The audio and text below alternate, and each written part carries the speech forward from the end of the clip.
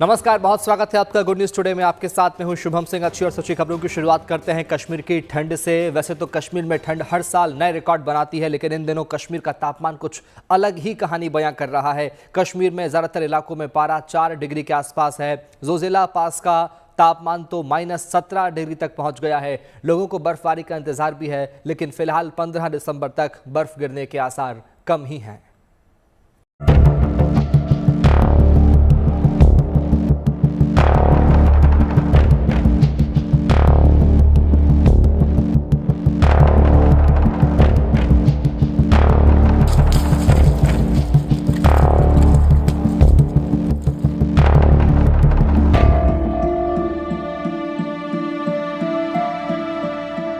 दिसंबर की शुरुआत के साथ मौसम का मिजाज बदल गया है। जहां मैदानी इलाकों में ठंड बढ़ रही है, वहीं पहाड़ों में बर्फीला एहसास हो रहा है। तस्वीरें कश्मीर की है, जहां कड़कड़ाती ठंड की वजह से सब कुछ जमने लगा है। कश्मीर के अलग अलग इलाकों में तापमान लगातार गिर रहा है और कई जगहों पर पारा शून्य के नीचे पहुंच गया है। कश्मीर घाटी इन दिनों ड्राई कोल्ड कंडीशन की चपेट में है। श्रीनगर में अभी बर्फबारी नहीं हुई है, लेकिन इन तस्वीरों से देखा जा सकता है कि ठंड कितनी ज्यादा है। पानी पाइप से बाहर निकलते ही बर्फ में बदल जा रहा है। इन तस्वीरों से ठंड का अंदाजा लगाया जा सकता है। कश्मीर में ठंड जारी है। पिछले कई दिनों के दौरान लगातार तापमान में गिरावट आ रही है और अब कश्मीर के सभी इलाकों में रात का तापमान शून्य से धीरे जा रहा है। अब इस ठंडे तापमान के चलते कश्मीर में पानी के झरने, तालाब और झील धीरे धीरे जमने लगे हैं। फिलहाल आने वाले दिनों में भी इस कड़ाके की ठंड से लोगों को राहत मिलने की उम्मीद नहीं है।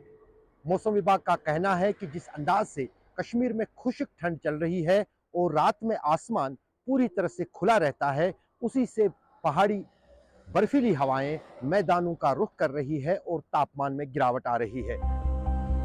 श्रीनगर में न्यूनतम तापमान लगातार नीचे जा रहा है। हाल ही में यहाँ 4 डिग्री सेल्सियस के आसपास तापमान दर्ज किया गया है।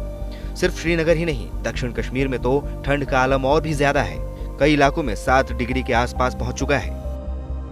बडगाम में -4.2 डिग्री है, तो अनंतनाग, बारामूला और जेथन राफियाबाद में -4.8 डिग्री तापमान दर्ज किया गया है। वहीं पुलवामा में -5.6 डिग्री और शोपियांग में -5.3 डिग्री तापमान दर्ज किया गया है। इसके अलावा जोजिला दर्रा -17.0 के साथ सबसे ठंडा रहा। कश्मीर की बात करें तो चिले कलान, जो कि 40 दिन का पीरियड होता है और 21 दिसंबर से शुरू होता है, उसको सबसे भयंकर ठंड का पीरियड माना जाता है। लेकिन इस साल वक्त से पहले ही बहुत जबरदस्त ठंड पड़ रही है। बीती रात की बात करें तो श्रीनगर में पारा लुढ़का और टेम्परेचर जो रजिस्टर हुआ वो था -4.1।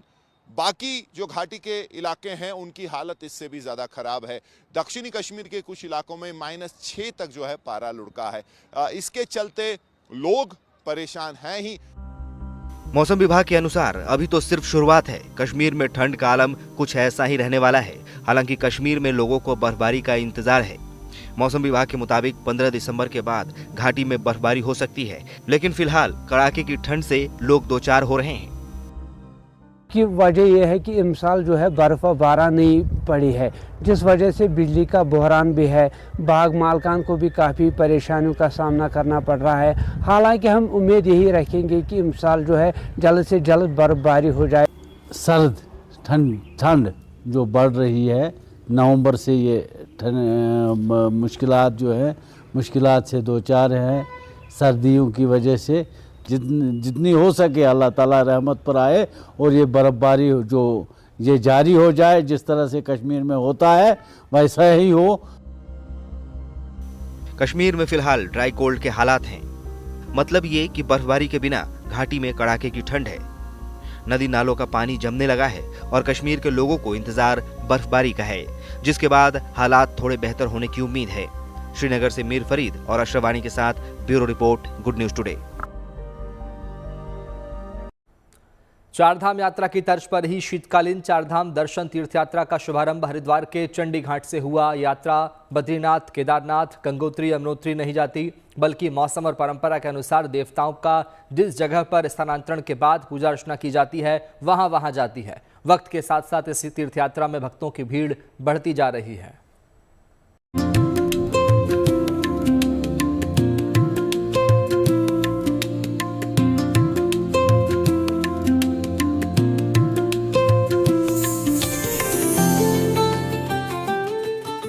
चार धाम यात्रा सिर्फ एक मौसम तक सीमित नहीं है। शीतकाल में भी देवभूमि उत्तराखंड में चार धाम यात्रा की शुरुआत हरिद्वार के चंडी घाट से हुई। चंडी घाट पर वैदिक मंत्रोच्चार के साथ मां गंगा की विशेष पूजा अर्चना की गई। स्वामी अविमुक्तेश्वरानंद सरस्वती और भक्तों ने गंगा के समक्ष यात्रा की सफलता का संकल्प लिया।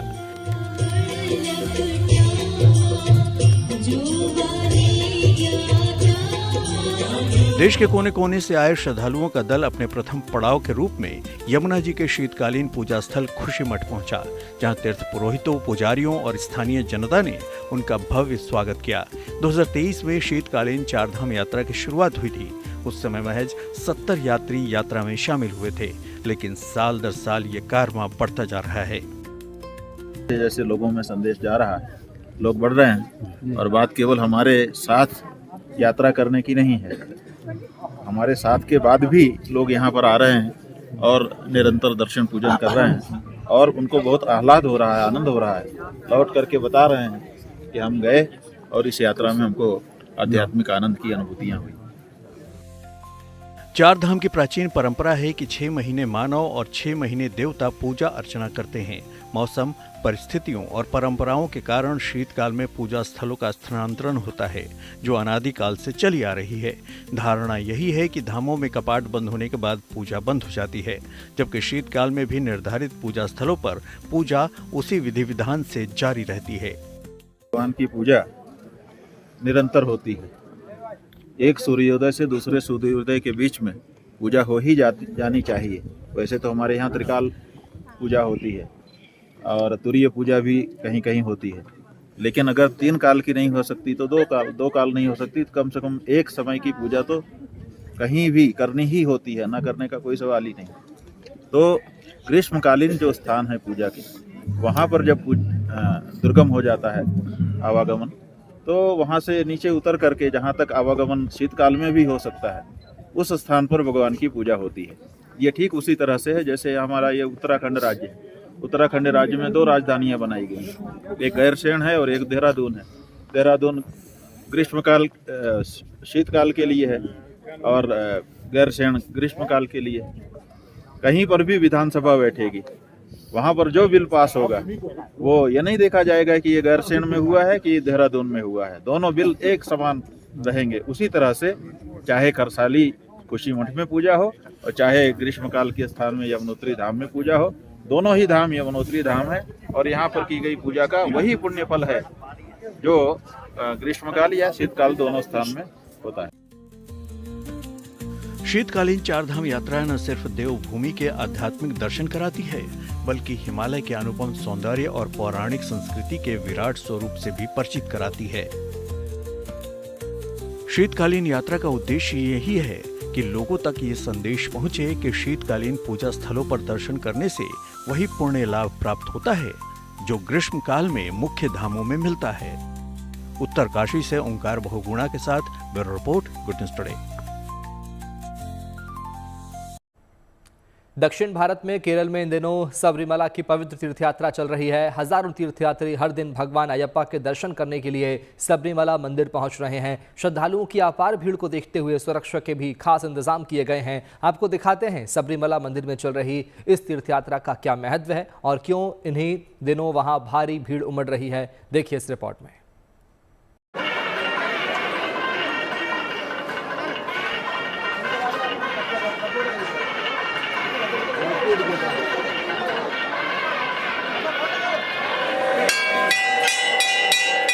केरल के प्रसिद्ध सबरीमाला मंदिर परिसर में इन दिनों आस्था का समंदर उमड़ रहा है।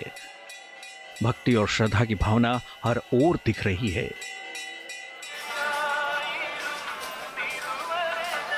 हर दिन हजारों श्रद्धालु यहां भगवान अयप्पा के दर्शन पूजन के लिए पहुंच रहे हैं। पूरे मंदिर परिसर में हर ओर भक्तों की भीड़ है। सिर पर भगवान को अर्पित की जाने वाली सामग्री की पोटली थामे लोग लंबी कतारों में आगे बढ़ रहे हैं और भगवान अयप्पा के दर्शन के लिए अपनी बारी आने का इंतजार कर रहे हैं। मंदिर में इन दिनों वार्षिक मंडला मकर विलक्कू तीर्थ यात्रा चल रही है। 2 महीने की इस तीर्थ यात्रा के लिए मंदिर को 17 नवंबर को खोला गया था। हर दिन लगभग 90,000 तीर्थयात्री भगवान अयप्पा के दर्शन के लिए पहुंच रहे हैं। मंदिर में हर दिन 18 घंटे दर्शन की व्यवस्था है।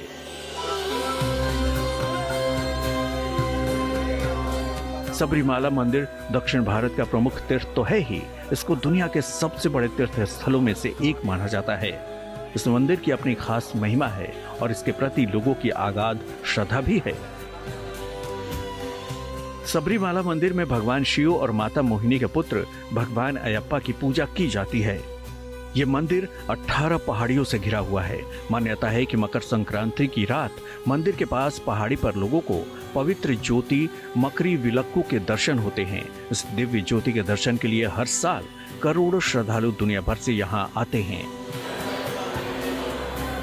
लेकिन सबरीमाला की तीर्थ यात्रा आसान नहीं है। श्रद्धालु अपने सिर पर एक पोटली में भगवान को अर्पित की जाने वाली सामग्री लेकर चलते हैं। इस पोटली को इरुमुडु कहा जाता है। मान्यता है कि तुलसी या रुद्राक्ष की माला पहनकर, व्रत रखकर और सिर पर नैवेद्य की पोटली लेकर जो भी व्यक्ति सबरीमाला आता है उसकी मनोकामनाएं पूरी होती हैं।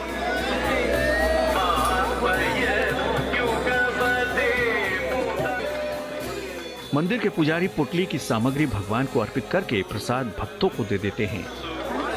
हालांकि मकर संक्रांति से पहले हर साल जब मंडला मकर विलक्कू तीर्थ यात्रा शुरू होती है तो इस मंदिर में भगवान अयप्पा के दर्शन के लिए श्रद्धालुओं की अपार भीड़ उमड़ने लगती है, जो इस बार भी साफ नजर आ रही है।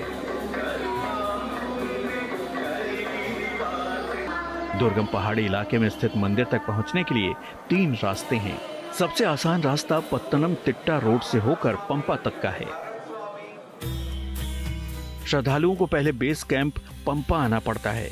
यहाँ पवित्र पंपा नदी में डुबकी लगाने के बाद जंगलों के रास्ते पैदल यात्रा शुरू होती है। श्रद्धालुओं को लगभग 5 किलोमीटर की दूरी तय करनी पड़ती है। 1535 फीट ऊंची पहाड़ियों पर चढ़कर श्रद्धालु सबरीमाला पहुंचते हैं। मंदिर तक जाने के लिए भक्तों को 18 पवित्र सीढ़ियां चढ़नी पड़ती हैं, जिनका अपना विशेष महत्व है। खास बात यह है कि यह मंदिर साल भर नहीं खुला रहता। खास तौर से नवंबर से जनवरी तक इसे मंडला मकर विलक्कू के लिए खोला जाता है, जिसका समापन मकर संक्रांति के अवसर पर होता है।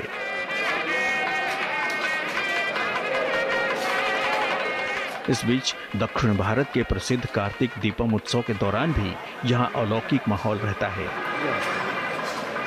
देश भर से आए श्रद्धालु इस दौरान यहाँ आस्था की ज्योत जलाकर अपनी मनोकामनाओं के लिए प्रार्थना करते हैं।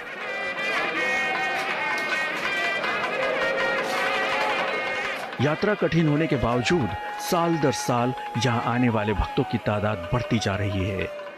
भगवान अयप्पा के प्रति अटूट श्रद्धा का ही ये असर है कि इस बार शुरुआती 20 दिनों में लगभग 18 लाख लोग मंदिर में दर्शन करने पहुंचे हैं। इस बार तीर्थ यात्रा के पहले 15 दिनों में मंदिर को चढ़ावे और सामानों की बिक्री से 92 करोड़ से ज्यादा की आमदनी हुई, जो पिछले साल के मुकाबले 33% से अधिक है। मंडला मकर विलक्कू तीर्थ यात्रा अगले साल जनवरी में मकर संक्रांति के बाद संपन्न हो जाएगी। उम्मीद है तब तक इस तीर्थ यात्रा में दर्शन और आमदनी के नए रिकॉर्ड बन जाएंगे। Bureau report, good news today.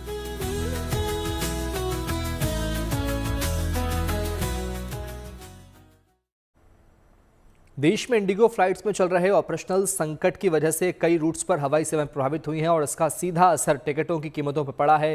कई रूट्स पर हवाई किराया 3 से 4 गुना तक बढ़ गया है, जिससे यात्रियों की मुश्किलें और बढ़ गई हैं। लेकिन अब आसमान छू रहे हवाई किराए में गिरावट के शुरुआती संकेत मिलने लगे हैं। ऐसे में केंद्र सरकार ने कैपिंग पॉलिसी लागू कर दी है। सिविल एविएशन मिनिस्ट्री ने शनिवार को दोपहर पर सभी प्रभावित रूटों पर फेयर कैप लागू करने का आदेश दे दिया है। अब 500 किलोमीटर तक हवाई सफर में 7,500 रुपए किराया लगेगा। वहीं 500 से 1,000 किलोमीटर तक अधिकतम 12,000 रुपए किराया देना होगा, जबकि 1,000 से 1,500 किलोमीटर तक की यात्रा करने पर अधिकतम 15,000 रुपए किराया और 1,500 किलोमीटर से ऊपर की जो यात्रा होगी, उससे अधिक दूरी की जो यात्रा होगी, उसमें अधिकतम 18,000 रुपए यात्रियों को देने होंगे। हालांकि इसमें बिजनेस क्लास शामिल नहीं है। निर्देश में कहा गया है कि जब तक देश भर में उड़ानों की स्थिति सामान्य नहीं हो जाती तब तक ये किराया नियंत्रण व्यवस्था प्रभाव में रहेगी। और मंत्रालय ने जोर देते हुए कहा कि ये कदम इसलिए उठाया गया है ताकि यात्रियों को अचानक बढ़े हुए किरायों से आर्थिक झटका ना लगे।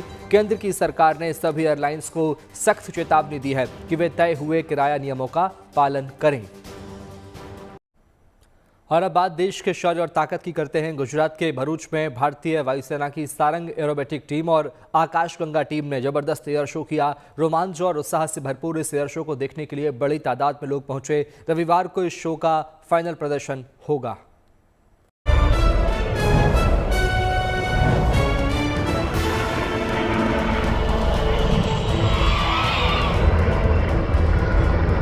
रोमांच और उत्साह से भरपूर ये तस्वीरें गुजरात के भरूच की है, जहां अंकलेश्वर में भारतीय वायुसेना की सारंग टीम ने अपनी ध्रुव हेलीकॉप्टर से जबरदस्त स्टंट किया। साहस, शौर्य और पराक्रम का प्रमाण है ये तस्वीरें। अलंकेश्वर के आसमान में जब भारतीय सेना के वायुवीरों ने हुंकार भरी तो हर कोई देखता रह गया। अलंकेश्वर के आसमान में ये उड़ान भारतीय वायुसेना की बढ़ती ताकत की शानदार नुमाइश है। सारंग एरोबेटिक टीम ने अपनी हवाई करतबों से अपना परिचय कराया तो हर कोई हैरान रह गया। सारंग हेलीकॉप्टर टीम के साथ ही विश्व प्रसिद्ध आकाशगंगा स्काई टीम ने एक बार फिर से कमाल दिखाया और अपने फॉर्मेशन से दर्शकों को मंत्रमुग्ध कर दिया। एयर शो और आकाशगंगा का हमारा ड्रॉप देखा है। आशा करता हूं कि सभी लोगों को ये काफ़ी लुभाया होगा। कल फाइनल डिस्प्ले रहेगा, फाइनल डेमोन्स्ट्रेशन है, तो कोशिश कीजिए कि इस आखिरी दिन इस मौके का पूरा फ़ायदा उठाइए और ज़्यादा से ज़्यादा संख्या में यहाँ अंकलेश्वर की हवाई पट्टी पर आइए और इसका आनंद लीजिए। 30 मिनट की इस प्रस्तुति में जाबाज पायलटों के साथ एक महिला पायलट भी शामिल थी, जिन्होंने अद्भुत कौशल दिखाया। रंग बिरंगे पैराशूट के साथ स्काई डाइवर्स की फ्री फॉल और सुरक्षित लैंडिंग ने दर्शकों को रोमांचित कर दिया। बच्चों की तालियों की गड़गड़ाहट इन एयर वॉरियर्स का स्वागत किया गया। भारतीय वायुसेना के इस एयर शो को देखने के लिए हजारों लोगों की भीड़ उमड़ी।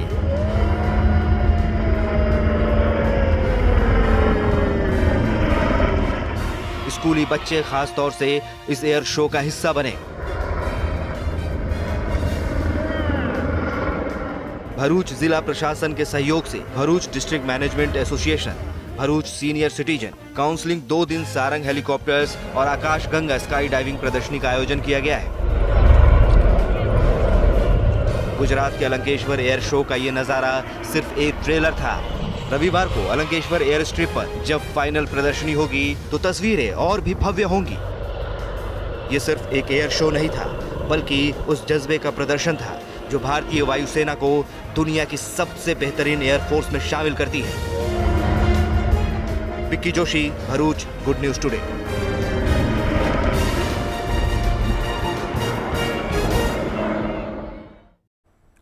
देश के हर कोने में धार्मिक सांस्कृतिक उत्सवों की धूम है और इसी कड़ी में पूर्वोत्तर के नागालैंड में हॉर्नबिल महोत्सव चल रहा है। 10 दिनों के समारोह में नागालैंड की जनजातीय विरासत की झलक देखने को मिल रही है। आप भी देखिए।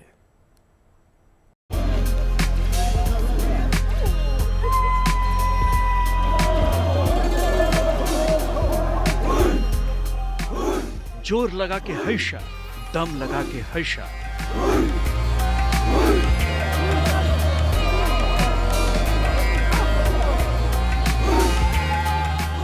ऐसा लग रहा है जैसे रस्सा खींच रहे ये लोग यही लफ्ज बोलते हुए एक दूसरे का उत्साह बढ़ा रहे हैं और सबको मिलकर आगे बढ़ने के लिए प्रेरित कर रहे हैं।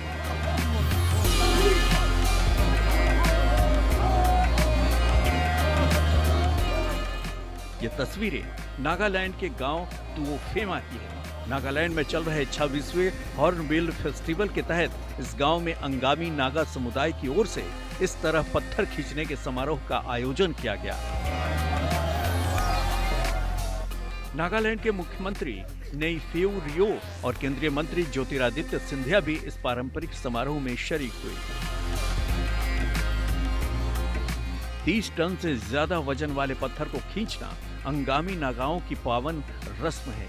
हर साल हॉर्नबिल फेस्टिवल के दौरान बड़ी तादाद में पारंपरिक पोशाक में सजे धजे लोग इसमें हिस्सा लेते हैं। हॉर्नबिल फेस्टिवल के तहत हर दिन तरह तरह के कार्यक्रम होते हैं। इस दौरान नागा समुदाय की लोक परंपराओं, एकता और सामाजिक सद्भाव की भावना की शानदार तस्वीर देखने को मिलती है। हॉर्नबिल फेस्टिवल में नागालैंड की 17 प्रमुख जनजातियों के लोग भाग लेते हैं। इस दौरान लोग जिंदगी जीने की अपनी रीत और अपने हुनर की नुमाइश करते हैं। इस दरमियान तरह तरह की प्रतियोगिताओं का भी आयोजन होता है, जिनमें नागा समुदायों के लोग बड़े उत्साह के साथ शरीक होते हैं।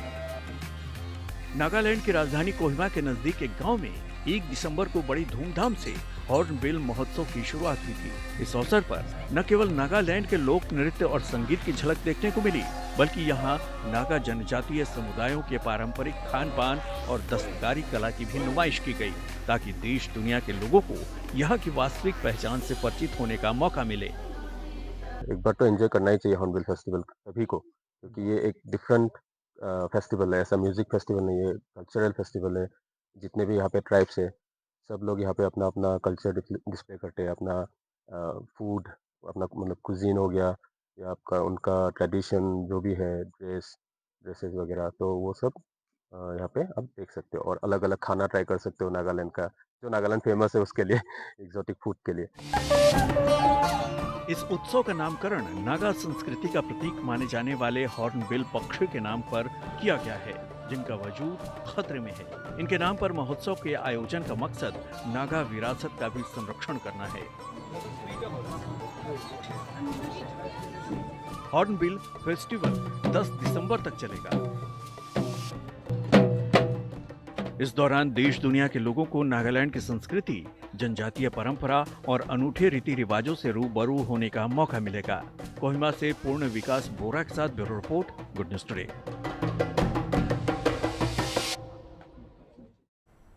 आपने फ्लाइंग कार के बारे में जरूर सुना होगा और उसके सपने को हकीकत में बदलने की खबरें भी देखी होंगी। लेकिन इस बीच रोमानिया में सफर के दौरान एक ऐसा वाकया हुआ जिसकी तस्वीरें वायरल हो गई। लोग इस घटना को फ्लाइंग कार से जोड़कर देख रहे हैं और मजे ले रहे हैं। हम आपको बताते हैं क्या है ये घटना और क्या है इसके पीछे की हकीकत। ये तस्वीरें रोमानिया में रात के वक्त सड़क पर चल रहे सामान्य ट्रैफिक की हैं। जब एक बस गुजर रही होती है, उसके पीछे 2 कारें जा रही हैं और गोल चक्कर की दूसरी तरफ से भी एक कार आ रही होती है। तभी कुछ ऐसा होता है जो सबको हैरान कर देने वाला है। वीडियो में आप साफ देख सकते हैं, बस के सामने की तरफ से अचानक एक कार आती है और उसके किनारे से निकलकर जैसे उड़ान भरते हुए बस के पीछे आ रही दोनों कारों के ऊपर से उड़ान भरते हुए आगे चली जाती है। पूरा ट्रैफिक पल भर के लिए थम जाता है और जाहिर है गाड़ियों में सवार लोगों की धड़कनें भी बढ़ गई होंगी, क्योंकि किसी को अंदाजा नहीं रहा होगा कि ऐसा भी हो सकता है।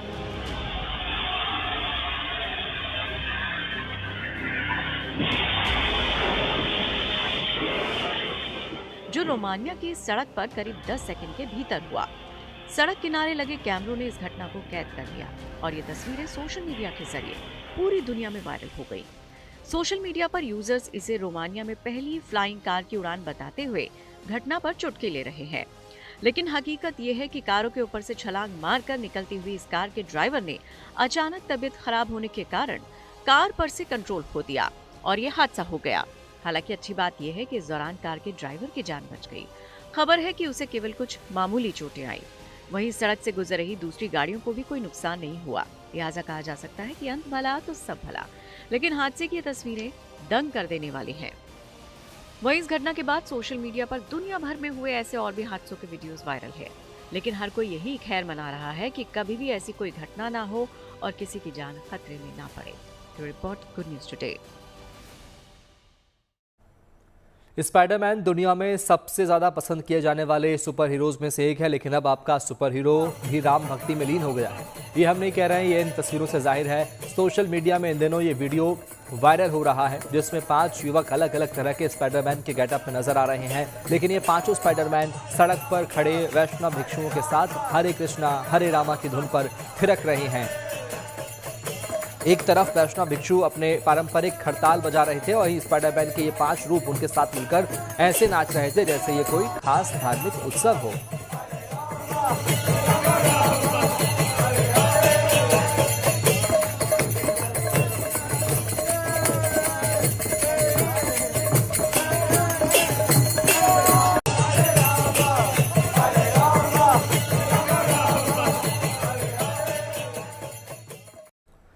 और अभी के लिए इतना ही। बाकी अच्छी खबरों के लिए आप देखते रहिए गुड न्यूज़ टुडे, क्योंकि अच्छी खबरों का सिलसिला यहाँ कभी नहीं थमता। नमस्कार।